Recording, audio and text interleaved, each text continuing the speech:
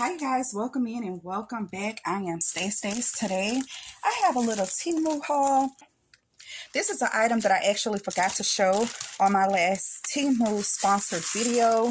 So let's go ahead on and open this up right now. This enormous package can only mean one thing.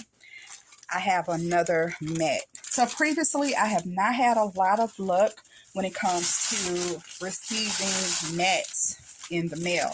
So this time, Temu actually sent this by itself, and it looks like they packaged it up pretty good. Look, they have all kind of warnings, do not bend on here. Let's open it up. You guys, this cardboard packaging is huge. Let's see. Oh my goodness. Is it going to be... Oh, okay. I think we finally have one that we can use. It does have a little bend in it going all the way across here. Oh, it's really deep on the back. Oh, let's take it out of the packaging.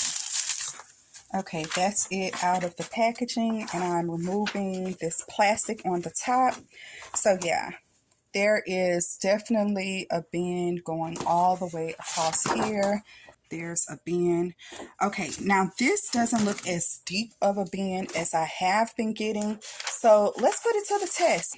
This mat is supposed to be a 12 by 12 inch mat. It has registration marks on it, and this is intended for a ScanNCut. So I did get a secondhand ScanNCut, and I definitely needed more mats. And you guys, those mats can be super pricey. So I was really hoping that I would get a successful mat from Temu. So let's just go over to my machine and see if this works. Okay, guys, here is my brother's ScanNCut. I also have this die that creates this little die cut. I want this to be one solid piece, so I am going to attempt to stick this on my mat, scan it in so I can use it as a background for this die. Let's see what we can do. So I'm going to hit scan. Now I want to go ahead on and load my mat in. So I'm going to take my die cut here and just place it on my mat, and it could literally be anywhere. Now I know this is going to be pretty sticky. Okay, so I have my bottle on my mat, and I'm going to load my mat. Okay, so far so good. Then I'll hit start. And now it is scanning my image. I'm going to zoom in on the edges here and then hit OK. And I'm just going to save it to my machine. Automatically gives it a file name, and I'll hit OK. Now I can unload my mat.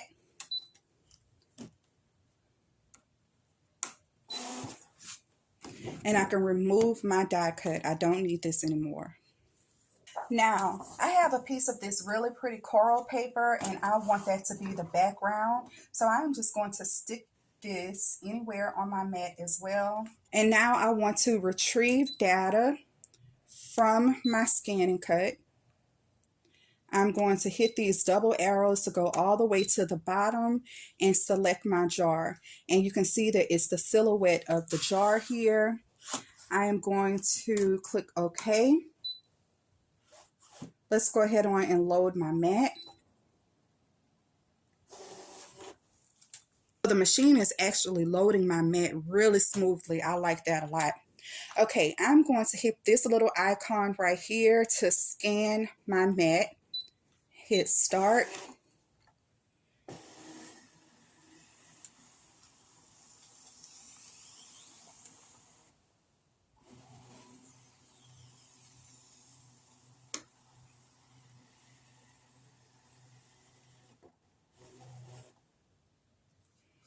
And now this is my paper that is showing up on the mat. Let me see if I can zoom in a little bit.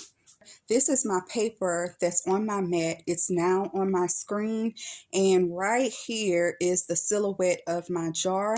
I just want to make sure that my jar ends up on the paper. So I just moved it around a little bit, and then I'm going to click on OK. It says please select, and I'm going to hit cut. So it's telling me right here that it's going to take about a minute to cut. I do have an auto blade, so it'll automatically recognize how much pressure and everything that it needs to make that cut. Okay, I'm hitting start on my screen. The blade is detecting the paper.